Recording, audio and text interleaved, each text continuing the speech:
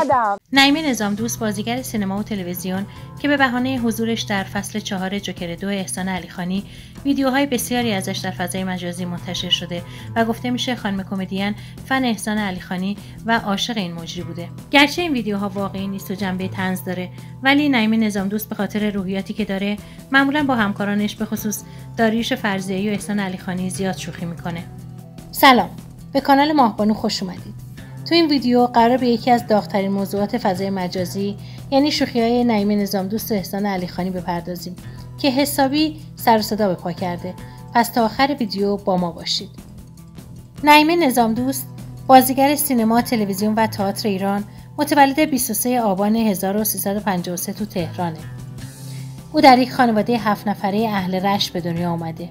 4 تا خواهر داره و فرزند سوم خانواده است. و به جز خودش هیچ کدوم از اعضای خانواده‌اش به کار هنری نپرداختن. پدر نعیمه فوت کرده.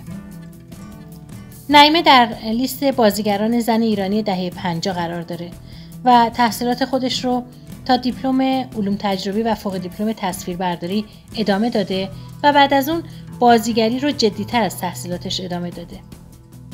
نعیمه نظامدوست کار بازیگریش رو از سال 70 در گروه‌های آزاد تئاتر شروع کرده.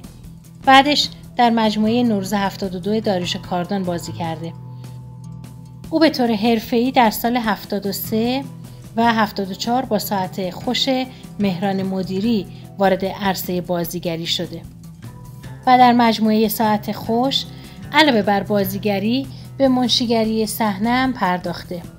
اما در سال 86 توسط محمد حسین لطیفی با بازی در فیلم سینمایی توفیق اجباری هنر بازیگری خودش رو در عالم سینما هم نشون داده. قبل از اینکه ادامه ویدیو رو ببینید ممنون میشم ویدیو رو لایک کنید و کانال ما رو سابسکرایب کنید.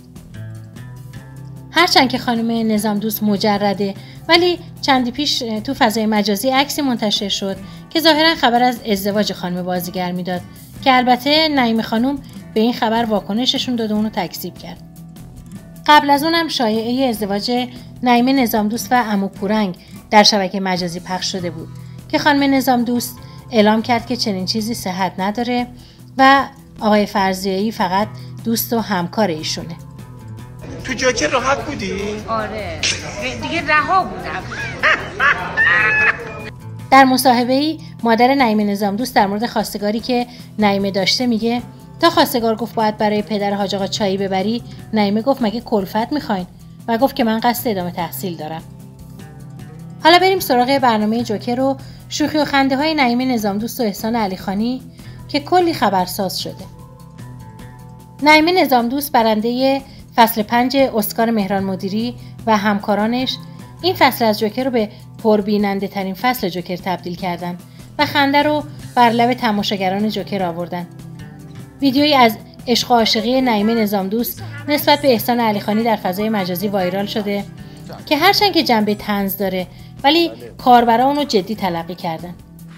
دلیل شک کاربرا هم بخشی از جوکر بود که نعیمه با ورود احسان علیخانی آیه لا حول ولا قوة الا بالله رو میخونه. ولا قوة الا بالله علی العظیم. مرسی، خیلی ممنونم. و بعدش هم با اصرار و خوندن شعر از علیخانی میخواد که نره. خانم هادی تو هم مثل من نمیتونی قبول بیا. یا اینکه اونو اخراج بکنه تا بیشتر کنار اون باشه. اخراجم کن بیام اومد. مگه دیوانم؟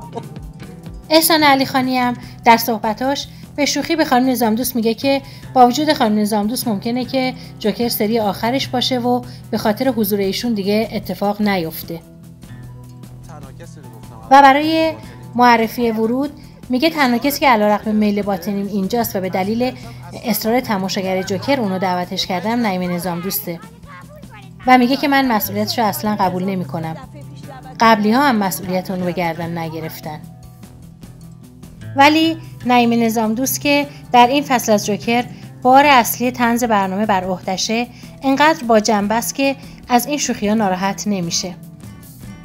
لطفاً یک جمله در وصف خانم نظامدوست عزیز بازیگر خوب کشورمون تو کامنت ها بنویسید. نعیمه نظامدوست اضافه وزن داره که طبق گفته خودش این موضوع به گذشتهش برمیگرده. زمانی که برای درمان چاقی جراحی اسلیو معده را انجام داد و ابتدا به کمک این عمل لاغری موفق به کاهش وزن چشمگیری هم شد. اما نعیمه نظامدوست درباره تلاشش برای کاهش وزن گفت که چند سال پیش عمل بالون معده را انجام داده که تجربه بسیار بدی بوده، چرا که در حالت طبیعی و استاندارد بالون تا 6 ماه باید تو بدن بمونه. اما دکتر اون با بی‌دقتی و خونسردی تمام خارج کردن بالون رو از داخل بدن نظامدوست فراموش کرده و این بی‌احتیاطی باعث شده که به دلیل وجود بیش از حد استاندارد بالون تو معده‌اش حجم معده افزایش پیدا بکنه. و نه تنها این عمل به کاهش وزن خانم بازیگر کمک نکرده، بلکه بعد از چند ماه 20 کیلو هم اضافه وزن پیدا کرده. بسیاری از بازیگران کشورمون شغل دومی هم دارن تا بتونن از اون راه درآمدی کسب بکنن و امورات زندگیشون رو بگذرونن، چرا که فقط بازیگری نمیتونه منبع درآمد باشه. نعیمه نظامدوست هم از این قاعده مستثنا نیست و یک مزون کوچیک لباس برای خودش داره. برای این هنرمند خوب کشورمون آرزوی سلامتی و موفقیت داریم. همراهان عزیز، از همراهیتون صمیمانه سپاسگزاریم. منتظر نگاه گرم شما در ویدیو بعدی هستیم. و اگر از ویدیو خوشتون اومد لطفاً کانال ما رو سابسکرایب کنید. روز و روزگار بر شما خوش.